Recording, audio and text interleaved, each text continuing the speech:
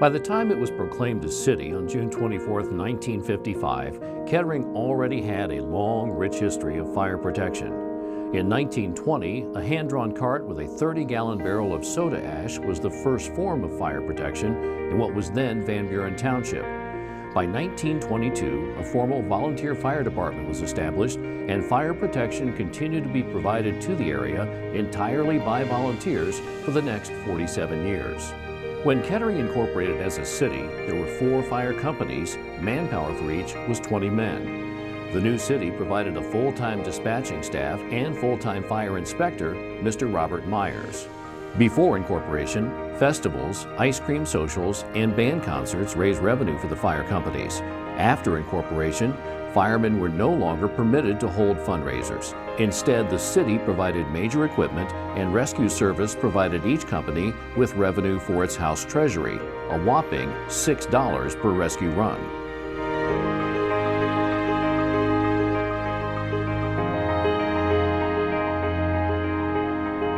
First years in the department were serving as a volunteer, and I served with what is today known as Fire Station 34.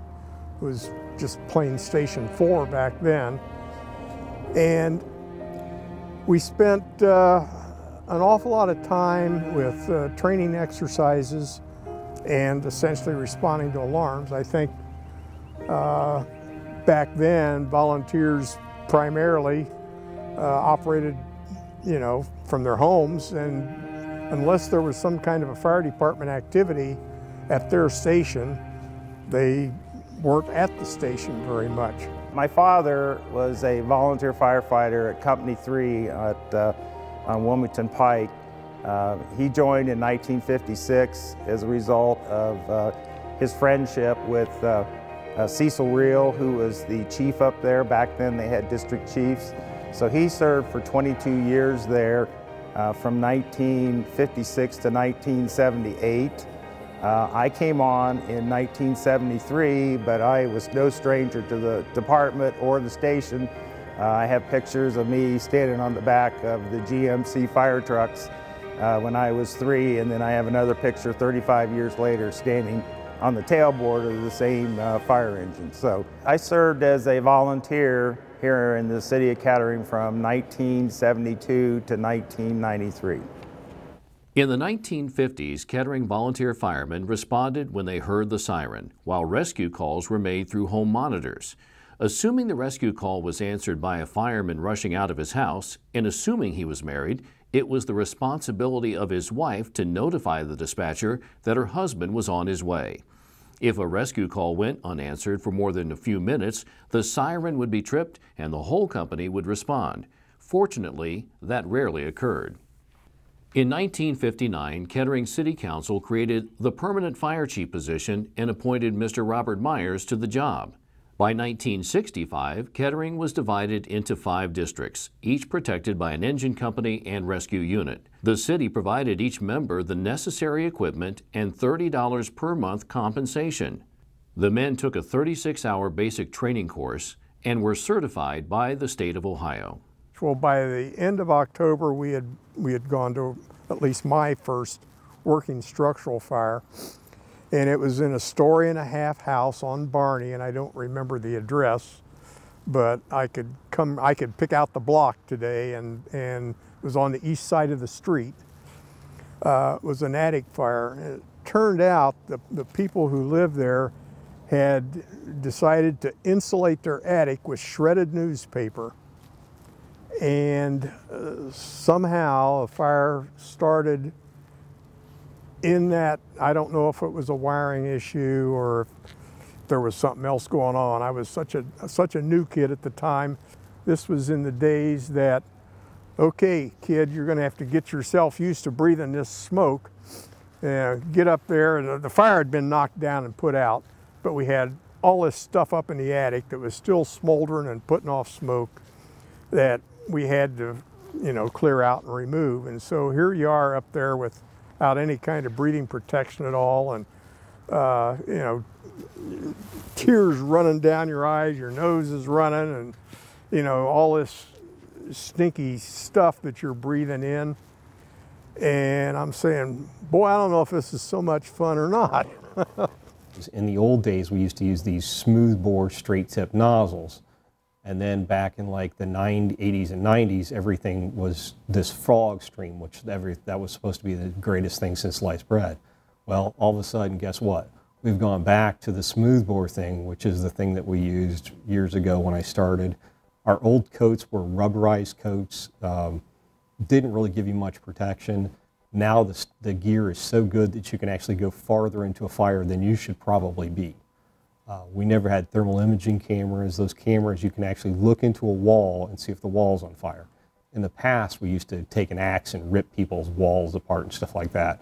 So that $20,000 machine that they're carrying saves a lot of property damage in the house.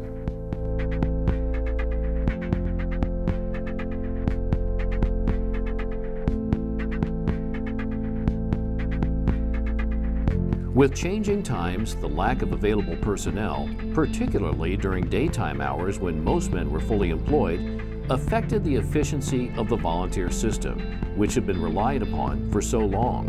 So in 1969, the first career firefighters were hired. Badge number 1 was Fred Springston, and badge number 2 was Jim Frey. While I was fortunate enough to become chief of the organization, I guess I'd like to think that I had something to do with the direction that the organization took for a 15, maybe plus year lifespan, and I was able to move it along through a growth period, and the service delivery system actually moved ahead significantly during that time period.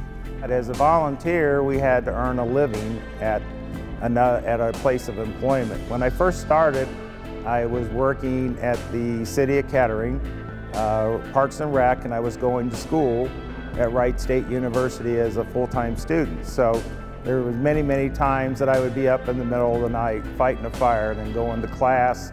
Or even I remember one time I had a calculus exam. We had a fire like 3 hours before. I went and fought the fire, came back, studied a little bit more, and took my calculus exam. One of the most significant changes in fire service occurred in 1978. On January 10th at 12:01, 24-hour advanced life support paramedic service began and run volume increased dramatically. A typical ambulance would be a station wagon, an old Cadillac hearse, or maybe a Ford van, and it would have a first aid box, a pulmotor, which was an oxygen delivery apparatus, a cot, and maybe a reeve stretcher or a backboard. And that was about the size of it. And the citizens basically got 2 disgruntled people, especially in the middle of the night, who really didn't have that much special training. They had American Red Cross first aid. They hired 12 of us at the time to fill in for the 12 positions that would be taken for removing firefighters from the apparatus and putting them on a 24-hour shift. And we had some crude equipment in Kettering at that time too. They had a Dodge van with the extended rear on it, and that was the better machine. The other machine was a 40 Econoline, of what, 1971 40 Econoline. And putting all that paramedic stuff in there, even though it was only about a quarter of what they have nowadays, was still, yeah, and then there's this room for the patient, see. More career firefighters were hired through the 1970s and 80s. When 911 service was implemented in 1989, all emergency response services were transformed and run volume skyrocketed. Ultimately, the volunteer program came to a close in 2015. For more than 50 years, the City of Kettering relied on volunteers, most of whom had other jobs and other responsibilities, who chose to learn, train, and put themselves in dangerous situations for the good of their community.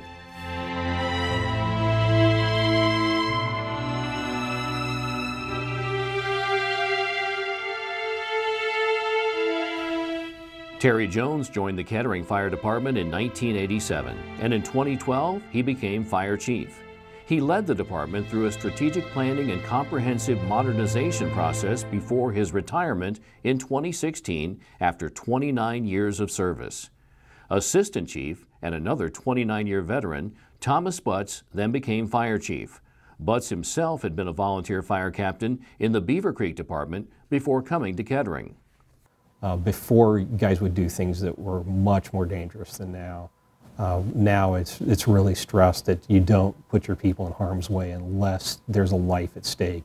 The service today, from what I understand, and I've been retired for over 20 years, is more EMS based, more health related, where you have a lot of medic calls with medic assist with the engine crews coming in and assisting the medics, you know, to do either CPR or patient care.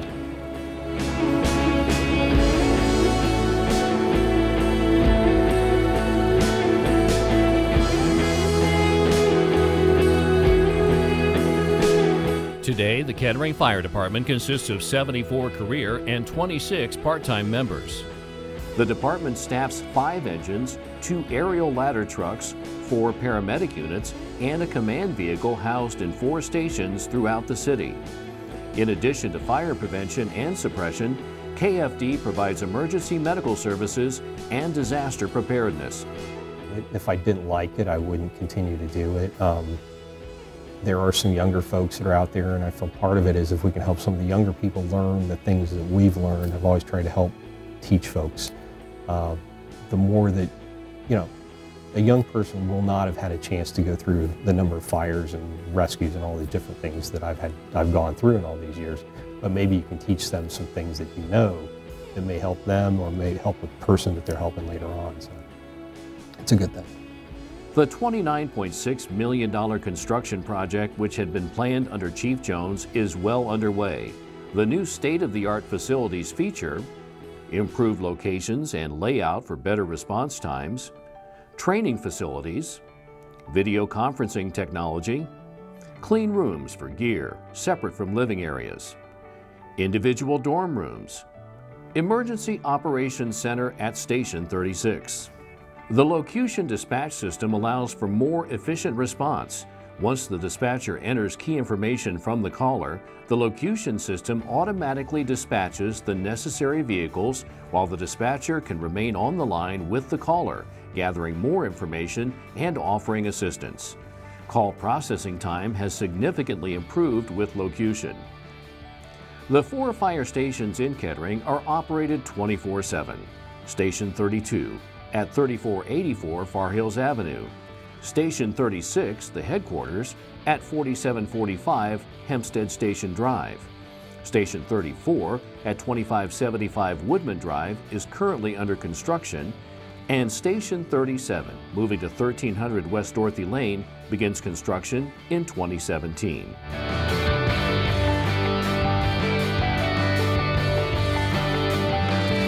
The Kettering Firefighters' mission is to meet community needs by delivering an effective system of services, thereby minimizing the impact of fire, hazardous conditions, illness, and injury with a caring and efficient response. Our vision is to serve the public with the following core values: integrity, professionalism, compassion, unity, and honor. Much of our historical information is carried from one generation of firefighters to the next by our oral histories. We must begin in earnest to collect our oral traditions, one individual firefighter and fire service leader at a time.